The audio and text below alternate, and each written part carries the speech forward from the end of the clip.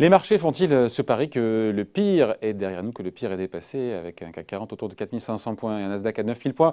La question mérite d'être posée à Philippe Béchat. Bonjour Philippe. Bonjour. Très heureux de vous retrouver avec nous, rédacteur en chef de la Bourse au quotidien. Le Nasdaq donc, qui est dans le vert sur un an, le CAC 40 qui est à 4500 points, je le disais. Est-ce que les marchés sont dans l'après-crise sanitaire? Pourtant, les chiffres qu'on a, on a un marasme économique hallucinant aux États-Unis, en Europe. Est-ce que les marchés sont déjà dans l'après? On en parlait déjà un petit peu juste avant avec Patrick Artus, qui lui-même... Oui, interview très complète et très exhaustive et qui a bien effectivement planté le décor. Un Nasdaq 100 qui progresse de 5,6% depuis le 1er janvier, qui semble donc nous dire que tout va finalement aller mieux que ce que l'on imaginait au 31 décembre, ou même au 2 décembre dernier, je pense, c'est la première fois qu'on attaquait la barre des 9000 et quelques.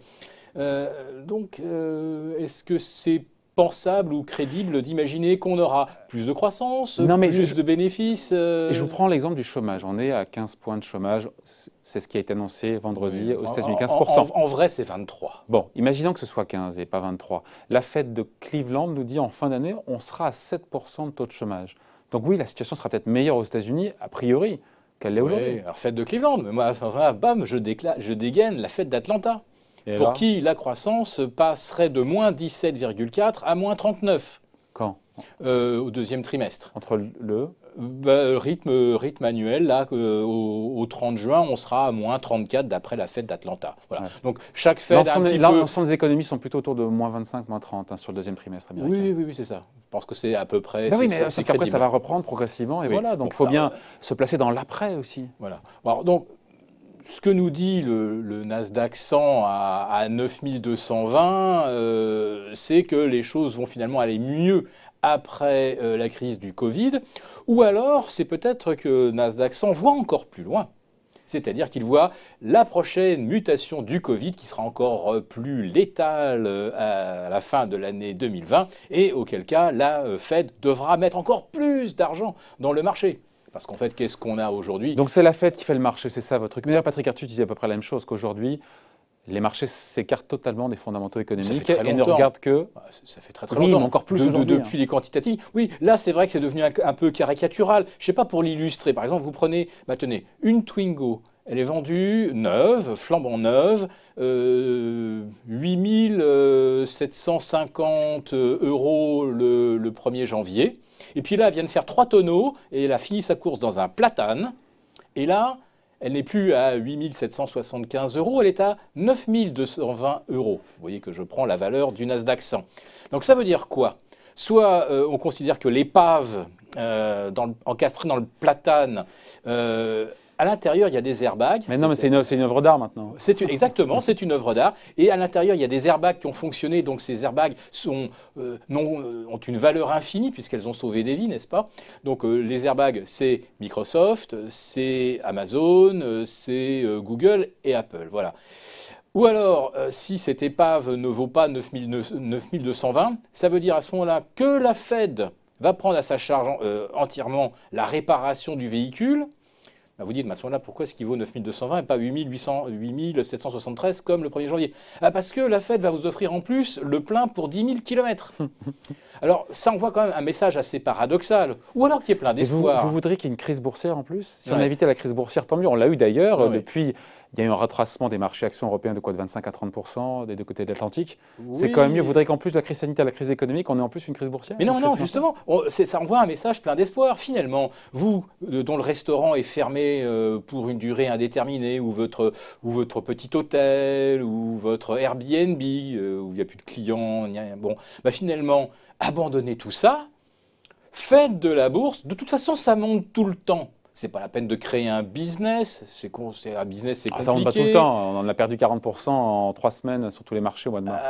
Oui, mais enfin, quand au bout de 2 mois, on a refait pratiquement 100% de la baisse, c'est que finalement, le risque n'est pas bien grand. Alors je dirais que on a beaucoup comparé la situation actuelle, on essaie de voir si c'est 29, si c'est 2008. Mais quand on regarde les marchés, en fait, le scénario, c'est 1998. c'est-à-dire qu'on perd 25 à 30% avec la crise LTCM, on a peur que le système financier y aille au tapis.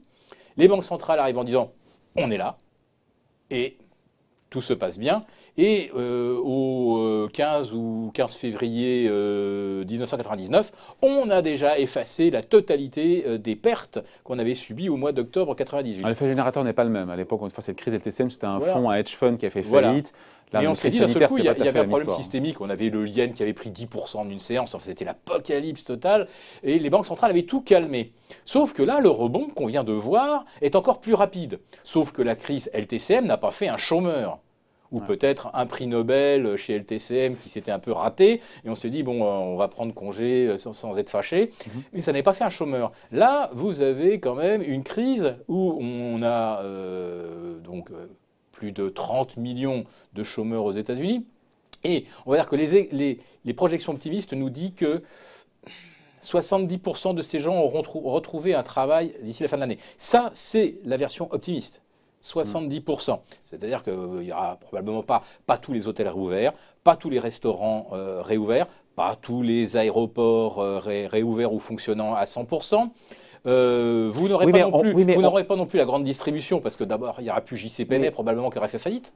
Mais on Donc peut on va imaginer avoir des millions et des millions de chômeurs, Philippe, de gens qui ne vont pas consommer. On peut quand même imaginer que peut-être les chiffres seront moins pires que ce qu'on attendait. Regardez notamment le chiffre de vendredi de chômage aux États-Unis. Ah, mais alors ça, le moins pire que prévu, ça c'est une bonne nouvelle, ça. C'est abracadabra, le abracadabra permanent. L'année dernière, nous avions une économie qui était déjà en voie de ralentissement et nous avions des indices qui prenaient entre 35 et 40%.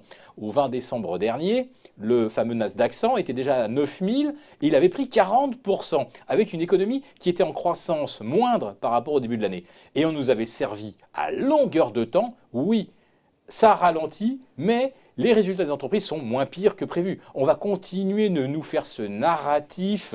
Combien de temps encore? C'est moins pire que prévu. Hein.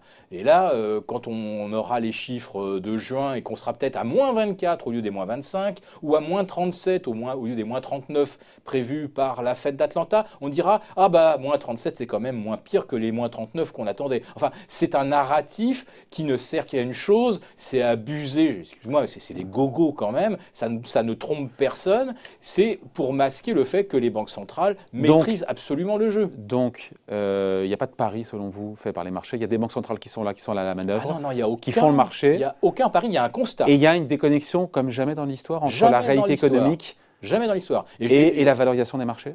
La valorisation des marchés, alors, bon, pour le S&P, elle est de 20. C'est facile, le PER. Elle est de 20. PER de 20.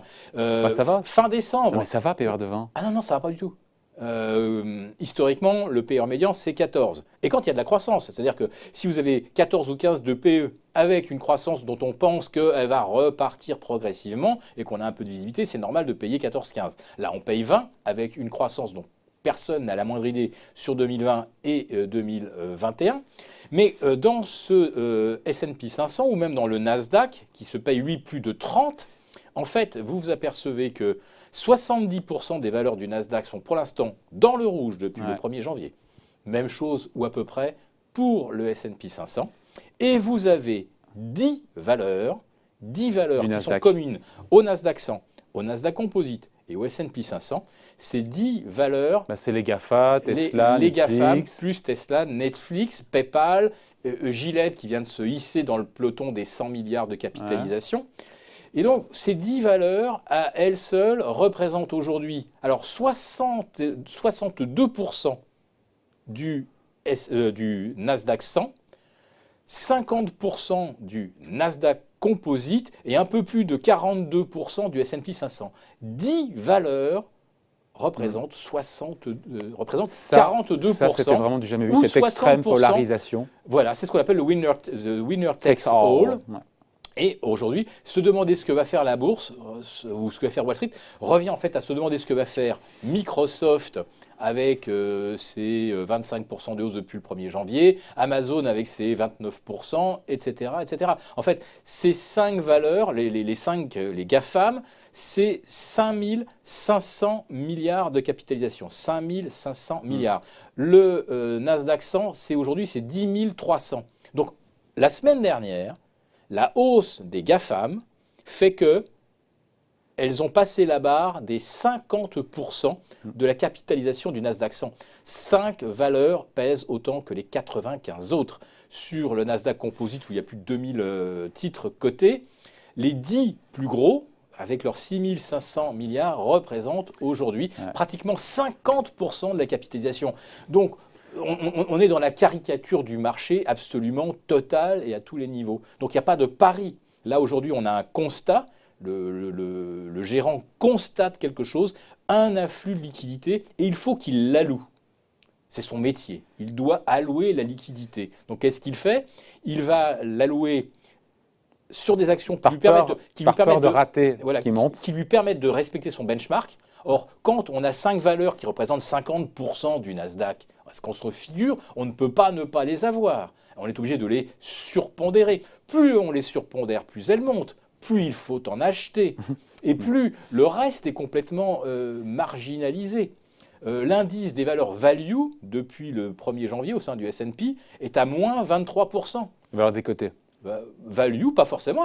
C'est les valeurs qui distribuent dividendes. On devrait être très confortable avec ça. On n'en veut pas. Pourquoi? Parce qu'on a cette fichue dictature du benchmark où vous ne pouvez pas ne pas avoir les 5 GAFAM. Parce que si vous ne les avez pas, il y a déjà 50% du marché qui vous manque dans votre portefeuille. C'est une dinguerie totale. Mais plus ça va, plus la logique veut que l'on fasse des choses qui sont globalement totalement illogiques. Voilà. Mais ça, c'est la rationalité de chaque acteur qui se dit « je veux avoir une valeur alors je vais être content de le montrer, j'en ai dans mon portefeuille, donc quand je passe sur un plateau télé, regardez, j'ai de l'Amazon, j'ai du Microsoft, j'ai de l'Apple, j'ai du Netflix, mais je participe, en faisant ça, je participe. Voilà, vous voyez, donc je suis malin, hein, j'ai acheté les meilleurs et puis je peux vous les défendre. Pourquoi ce sont vraiment les meilleurs? Regardez, ils traversent la crise. Ce qui est vrai, quand on voit exact. sur les résultats des GAFAM. Alors bon, je vous livre quand même le PER moyen des 10 dont je vous ai parlé, le PER est de 50. Bon, c'est vrai un petit peu grâce à Tesla, qui a pris 95% depuis le début de l'année, et dont le PER est au-delà de 100. Bon, c'est vrai que si on retire Tesla, on retombe de 50 à 42, 43. Enfin, c'est une dinguerie totale. Le Nasdaq, historiquement, à 25, il est bien payé. Bon, quand votre portefeuille est composé à 50% ou que 50% de l'actif est représenté par des valeurs dont le PER est entre 45 et 50... pas le droit à l'erreur. Mais non, c'est pas ça, c'est qu'on n'est plus dans un vrai marché. Et il n'y a évidemment pas de pari, c'est tout le contraire d'un pari, c'est même le fait de se dire « je dois absolument faire ça pour rester collé au benchmark ». Allez, point de vue, merci en tout cas, point de vue signé donc Philippe Béchat, directeur en chef de la Bourse au quotidien. Merci Philippe.